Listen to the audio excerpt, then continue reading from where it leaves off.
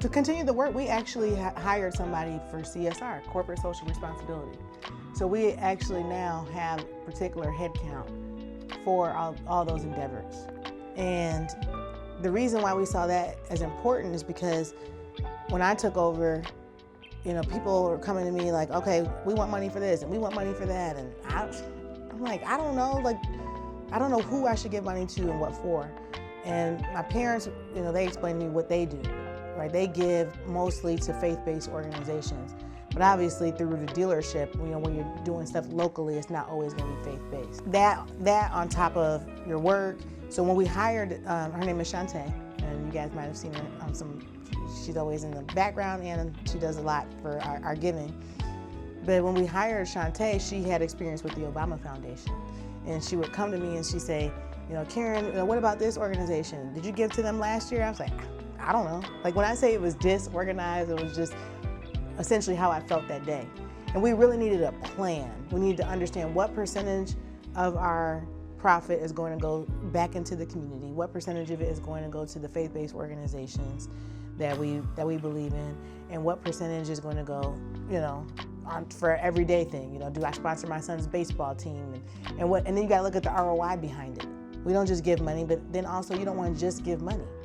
You actually want to physically be able to give your time and your energy. And so we want to make sure that we're partnering with the organizations that we feel that we believe in and that we'll give back to. Just to clarify, when I say organizations that we believe in, there are so many great organizations out there, and we believe in a lot of them. We just cannot give to all of them. And so we actually look at the organizations. We look to see, have they supported us? Do they have members of the organization who have supported us? So it's kind of you scratch my back, I scratch yours, as well as just depends on what we're doing at the time for the business. Because even though it's a monetary donation, or you're giving back your time and your energy, it's our name and our brand out there. So we still need it to work for us in a way. So not to sound like we're only giving to get anything back. But we believe in a lot of there's a lot of great organizations out here doing great work. And we just have to make sure that they tie in at the time with what our vision and what our brand is doing. All of the organizations that I am a part of are community service-based organizations.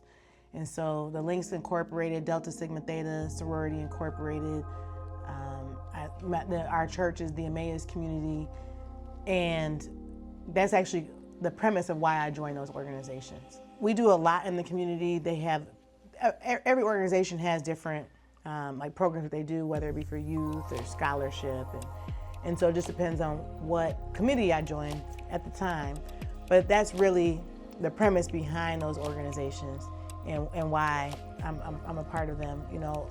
Obviously for me in church, we actually helped plant this church, and the pastor of the church was my youth pastor growing up.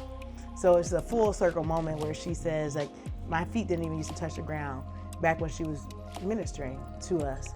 And so that's a full circle moment for me, for my children to have been dedicated to the Lord by her. And also she married me. So the church is something that's really important to me because I want my children to just have some of those same values that my husband and I have. So I love the Emmaus community. I love what they do in the community. Lately, we actually don't meet for fourth Sunday. We do something in the community. So whether it's packing food, making blankets, visiting nursing homes, whatever it is that they decide for that Sunday. And I just think that that's something that's important for my sons to see. And even though they're young, they get to participate in it. We do some stuff that's particularly just for the community, just so to make sure that everybody in the surrounding communities know that we're here, that we exist, and that we give back. But there's also the more philanthropic side as it relates to the types of organizations that from history with my parents giving to, as well as one thing that we're passionate about is education. So education is so expensive, and we do like Governor State is local, we have Prairie State, and we'll do a lot, even with my HBCUs though, where the goal is just to lower somebody's debt. I mean, in this day and age, with college being so expensive. So people are trying to better themselves and they literally can't afford to better themselves. So that's one of the things that we do as well. Education, like I say, the mind is a terrible thing to waste. And we would love to see people, personal growth is part of our core values. We want to see you grow. And if this is what's hindering you from growing, maybe we can step in and be of help. Obviously, we can't send everybody to college, but hopefully we're able to help get people across that finish line. Yeah, so I remember my dad has this young man from church, and he said, well, he wants to be a car dealer one day, and find something for him to do at work. And just to see him, we started him. Typically, we start you washing cars, and then maybe we can find we need some help in accounting or we need some help in parts. And just to see him start coming out of his shell, he started off so quiet. I said, I don't know if he's gonna make it. And just to see him coming out of his shell and morph into what he's doing and come back from college, like now he's in college, and come back from college and say, hey, I appreciate you giving me the opportunity. That helped me with XYZ. We had some interns a couple of years ago, and my dad texted me, hey, I got this, I gave your information out. I was speaking at this event and somebody's interested in selling parts someday. And I was like, what? And I kid you not, my phone started blowing up. I said, Dad, you told me you gave my information to one person. He goes, he must have shared the information. So we ended up with like 3 interns that year. But the individual who he wants to do something in parts someday. So we put him in the parts department. And I think he wants to do it in, it's not medical supplies, I think it's around airplane supplies. But he can learn from the dealership to see what does it take to source parts? What does it take to organize them, to make sure they're being sold, and all the systems. And he came back for a second summer. And just to see that and to see the growth of these individuals and how it does apply to them in college. I mean, he's at it's not MIT, but one of the really, really elite schools. And just to know that, wow, we actually have made an impact just by allowing them to come and work here and learn in the automotive industry. And I really hope that maybe one day he does continue in automotive. But if not, just to be able to know that them working here has impacted them and helped them to move forward. It's that's why you get up and do it again. It really fills you. So yeah, I think it's the need that's out there. Like I said earlier, I've always been raised that if you are blessed, you pass those blessings on to others. And just to understand that people are really in an everyday, some people, it's an everyday battle. And I just hate to see that. And that's really what's most humbling, is to see that there are people out there who are really trying their best. And, they might have made a bad decision years ago and it still impacted them. But everybody deserves a second chance. Some people deserve a third chance. And so I take it on a case-by-case basis. Just because you made a mistake when you were 16, why should you be punished for it when you're 30? We have an individual who works with us who, his dad started working with us and said, I really want to get my son a job. He's driving Uber, but he made a mistake when he was in school. I said, okay, it's a mistake. And I kid you not, he's still with us and he has truly excelled. And just to think that you were going to sit on the sidelines and say, oh, I'll never be able to get a good job because this happened to me. And then actually, I went back and looked at it. When I pulled it didn't even come up on his record. But I guess he had been told, or I don't know when it fell off. And so now I still kind of try to mentor him from afar. Where I told him he had been with us, I think it was his second year, I said, you need to go ask for a raise. He was like, what? And it reminded me of what my dad did to me. And I said, you show up to work on time, you've done this, you've grown, you go to your manager and say, hey, look, I know I was a green pea. I know that you guys have trained me and everything, but according to my numbers and according to my scorecard, I think I should get a raise. And, so I literally took him into the manager's office. And not to say that you should always have to ask for a raise, but you also still need to always speak up for yourself. Because there's gonna be some times when we're not really truly paying attention, right? You're doing your everyday, and the pay plan is the pay plan. But now maybe you should go from a beginner pay plan to a senior pay plan or a step above. So yeah, so it's humbling to see, and it really does fill your heart when that philanthropic part, you can really see it come to fruition. So a lot of that award, the Ally Sees Her award, was, for me, a lot of it is in the definition of the name. Like, people see me. Like, wow, I'm doing some work, and I'm trying to put my head down, and they see me. So it meant a lot to, one, be seen, and then, you know, when you receive the award and people are congratulating you, to understand that the work that you're doing on a day-to-day basis as a woman in a male-dominated industry where you don't let some of the stuff knock you down. And they're saying, we see you. And you're like, it just meant a lot. It meant a lot that there are a lot of women doing great things in the automotive business, and to have been chosen for that award.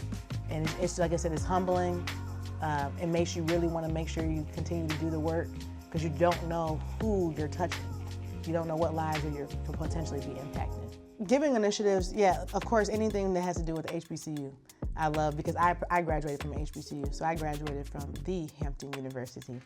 And just to be able to give back to organizations that also support students that are going to HBCUs.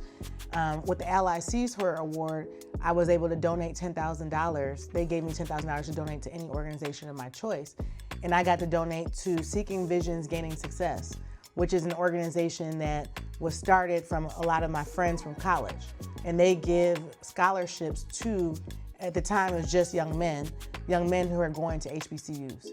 So that's what means a lot to me, because, you know, I went to a historically Black college, and my parents didn't really want us to, because they thought it was a false environment. But in reality, it teaches you so much about the real world. And that's like the only place that you can go and really be submerged in your culture. And then you realize how diverse you are among being Black individuals. So, you know, because you have people from Baltimore, people from California. You guys are all raised differently. New York, it's like you see how diverse you are among yourselves. And so that's why HBCUs are particularly important to me, because of what it does for the Black community. HBCU isn't for everybody, but as for me personally, I think that was one of the best decisions that I made, was going. I think I needed it. I think it's helped me, the network and the camaraderie that you get from HBCU.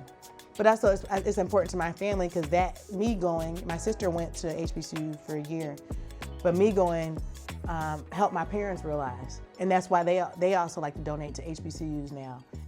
So my parents always felt as though a historically Black college or university was a false environment, is because you're only around 98% of the people that you're around are African Americans. Well, that's not the real world. You go into corporate America, you're the only one in the room. And so that they thought, like, oh wait, is this really gonna prepare her or them, my sisters and I, for the real world? And I think that they were able to see something different, because of how diverse we are among ourselves, as well as when companies are coming to recruit. I mean, obviously things have changed in this realm right now, but when companies are coming to recruit, they're coming to recruit Black people. Versus at another school, you're still competing against so many. There was that among the companies, as well as when you're at an HBCU, we used to call it the Hampton runaround. And so, you know, your documents aren't there that need to, you know, you got to go figure out how to get into this class. But that's actually the real world. You know, when you call a customer service and you're trying to get something fixed, you need to learn how to ask for who you spoke to. You need to learn how to write down what day and time. You get a lot of that at an HBCU. Of course, I want the community to know how much we care and how much we give back. We wouldn't be here, we wouldn't still be here if it wasn't for the people that work with us, as well as the community. It's the community that supports you that keeps you afloat. which is why it's so important to give back. So, you know, I want to be known as an auto dealer who gives back to their community. But I'm giving back. When I do give back, it's outside of the auto industry. So just like I tell people all the time, the auto industry has a terrible rep. You're not known. Nobody goes to college. Nobody graduates from high school and says, I want to go work in a dealership. And it's upon us to change that. So I would love for people to really understand that the auto industry is actually a beautiful place. It's a beautiful place to be in. But let us be part of that change to the rest of the community to say, to diminish that bad rep. You know, people make, like I said, we have people who put their kids through college working here, or who can feed their families working here. So the auto industry should be, you know, some place that people consider working. But now you have the opportunity to work for somebody who that giving is really important. And we want the communities to know that we are supporting you because we know that we're here because you supported us. I think it's really important to be part of the business strategy because we are here because of the community. We live in the communities that we serve. Obviously, I work here. I'm raising my children here. So we want to put back into the community the same that the community's been given to us, and hopefully more. But yeah, that's really what's important, is that supporting local businesses. I'm a small local owned business, so I like to practice what I preach. So when we spend our dollars, the first thing I'm going to look for is something in my community, to recycle those dollars in the community. So that's why it's really important for us to make it part of the business strategy, is because we want everybody to know that we are here, we are in this with you, and if we're going to support one another. Yeah, like I said earlier, we want our children to be good character, have great character, and be great individuals. It's the longevity for them. So I really do hope that they internalize, you know, there's this thing, there's mom guilt, right? The other day, I'm on my phone too much, and I'm like, you know, be quiet, I'm trying to respond to this work email. So I don't want them to see it as mommy never had time for us, but I want them to see it as mommy made time for us. She showed us what it means to work hard. She showed us what it means to give back and to pour into people. And so I really hope that they can take some of that away.